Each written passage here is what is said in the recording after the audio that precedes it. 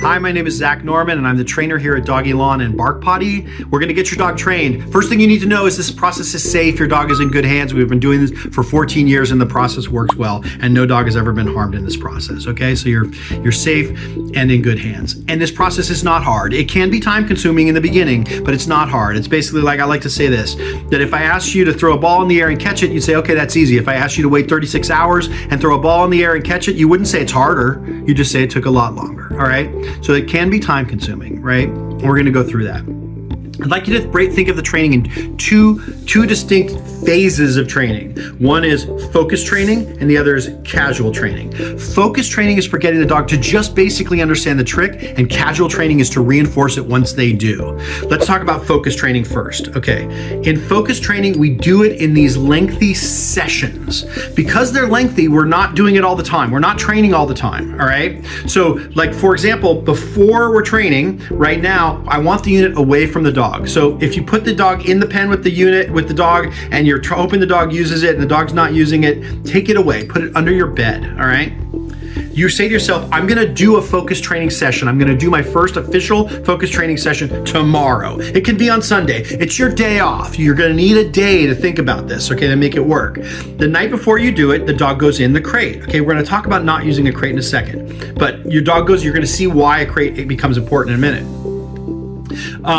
But there's options if you don't want to use one. So you put the dog in the crate the night before, and we do that because the dog won't pee in a crate, right? Crate needs to be sized correctly. Dog needs to be able to stand up and turn around, and that's it. So if you have a crate that's larger than that, you got to either get a smaller crate or make that crate smaller with a partition so that you don't, if the dog can go to the other side of the crate and pee, they could have an accident. Okay, so we put the dog in the crate the night before. We have the treats ready for the training day, and we put the unit in the morning of the training session that we start. We put the unit down wherever we want. It can be on the balcony, it can be inside, doesn't matter to me, all right? So your first focus training session has started, all right?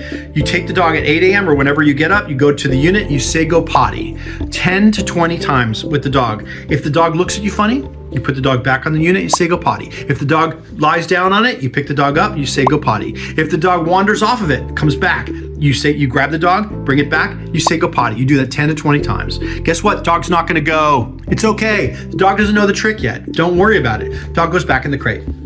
You don't even sweat it. You don't need to supervise the dog because it's in the crate. It can't have an accident right now. Hour later, you come back. 9 a.m. Take the dog out of the unit, go to the unit, put the dog on the unit, say go potty. Dog doesn't go. Do that again 10 to 20 times. Dog won't go. It's okay. Back in the crate, all right? And again, we're building up pressure. The dog has been sleeping all night. They have some pressure. 10, 11, 12, 1, 2, 3, keep going. If you take your dog out on a walk at 3 p.m. because it's not working, you ended the training session, all right? Because remember, it starts with a full bladder and it ends with a urination. So we need the urination to happen on the unit. So we just keep going. And as long as all the conditions are met, the dog has no option but to pee on the unit. The dog will eventually pee on the unit. I say as a general rule of thumb, 10 pounds, 10 p.m. Now, that sounds crazy, but bear with me here. What I have found is that a 10-pound adult dog can hold it until 10 p.m. on the first day of training. What that means is they've been in the crate the night before, they go every single hour to the unit, and they don't want to pee on it. And eventually they do because they have to go pee, and then you give them a treat, and then they go, oh, there's a training thing going on here. All right, that's what's so great about dogs is they begin to understand it once you give them that treat. But we got to get the treat in the dog for doing the trick, all right? It could happen at 10 p.m. It could happen at 3 p.m. Hell, it could happen at 10 a.m. I don't know, but we have to keep going till we go. Don't end the session yourself. If the dog sneaks off and is unsupervised and pees behind the couch, starts with a full bladder, ends with a urination, the training session ended. The cardinal sin of this process is if the training session ends and you don't know about it because your dog went off and peed somewhere because you weren't supervising. That's why we call this focus training. You're focused on the dog. The first one of these focus training sessions is the longest in duration. And like I said, it can be very lengthy. Now, it's important to understand, what if your dog weighs 20 pounds? 10-pound dog, 10 p.m. 20-pound dog could be a next day dog. So if your dog is 20 pounds or heavier, it's theoretically possible that it's a next day dog, right? And again, Don't worry about that. It just could be. That means you put the dog in the crate, dog sleeps for 8 hours, you get up, you go until you go asleep again. You do not take the dog out on a walk. If you do, you're ending the session. All right, dog can go back to sleep, wake up the next day, pee at 8 a.m. the next morning. All right, don't end the session. Let the dog end the session by peeing. The worst thing that can happen is the dog has an accident. All right, in the crate or somewhere else. It's very rare that it happens, but it's possible. We can talk about that later.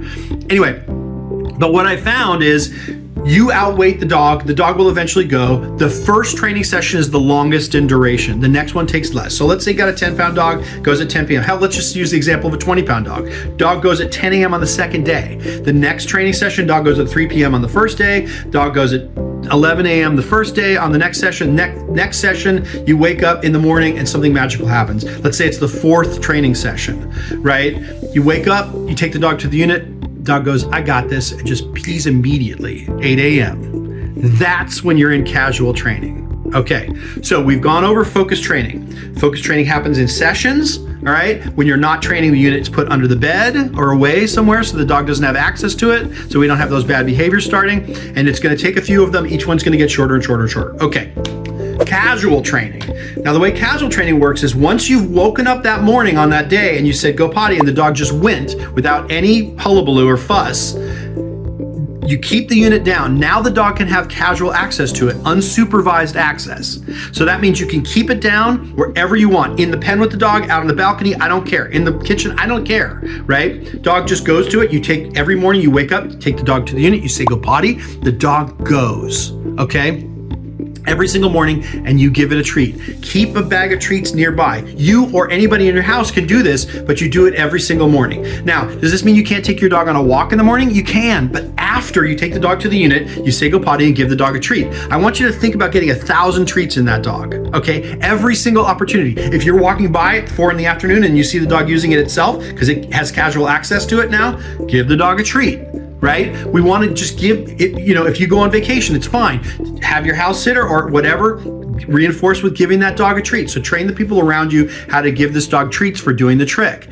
All right. The more you do, there may be accidents around the house during this period, but over time they will attenuate to zero. Okay. They'll go to zero once you give the dog a treat over and over and over and over and over again. The poo will follow the pee.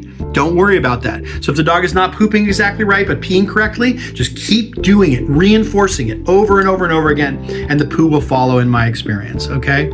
So I've given you a lot to think about here. Please watch the video again if you have any questions about this. And also, if you go to the website /training, you could set up an appointment with me. I do not charge for the service. I'm happy to take a call with you if you have questions or you want me to just go over this in general with you, because I want you to be trained and I want you and your dog to be happy with our product, all right?